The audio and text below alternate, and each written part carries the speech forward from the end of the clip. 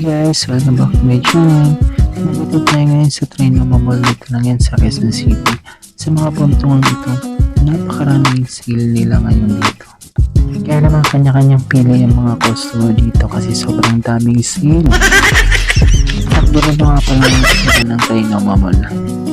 Ayan, ganyan siya kalaki. Para lang siyang pabilog. Pero pag nilibot mo siya, sobrang laki ng Trino Mall. Wow! At guys, fast forward na tayo. Nandito na ako ngayon sa labas. Ito pala, pinaroronan ko ngayon. Nandito ako ngayon sa taas ng overpass.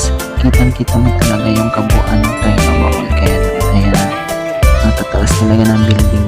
At ayan nga guys, fast forward ulit tayo. Nandito na ako ngayon sa SM North EDSA. Ito nga pala ngayon yung update sa SM North EDSA. Ganito siya ngayon pag umaga. Medyo kunti pa lang yung mga tao kasi mga bandang tanghali pa lang. Siguro pagdating ng hapon marami pang tao na pupunta ngayon dito.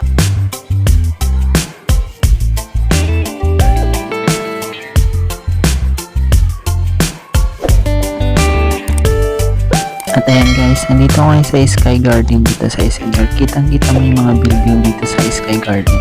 Napaganda talaga dito mga siya. Lalo na pag mga ganito, pwedeng mag-isa, kasama yung pamilya, lalo na yung pag may mga bata. Ang ganda pumunta rito sa Sky Garden kasi may mga playground dito.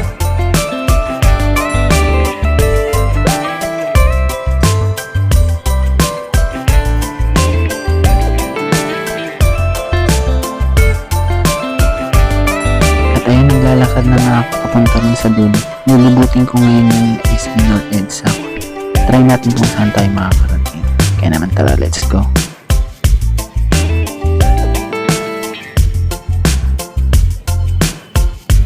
At sa mga oras nga pala na ito ay gutom na ako, kaya naman naghanap na ako ng makakainan ko sa time na ito. At ayan nga guys, naglalakad na ako.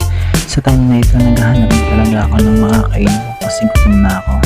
Kaya naman lakad-lakad muna ako kung saan ako makakarating at makahanap ng makakainan. At ayun guys, salamat sa panonood. Hanggang dito na lang yung video natin kasi kakain muna ako. Maraming salamat.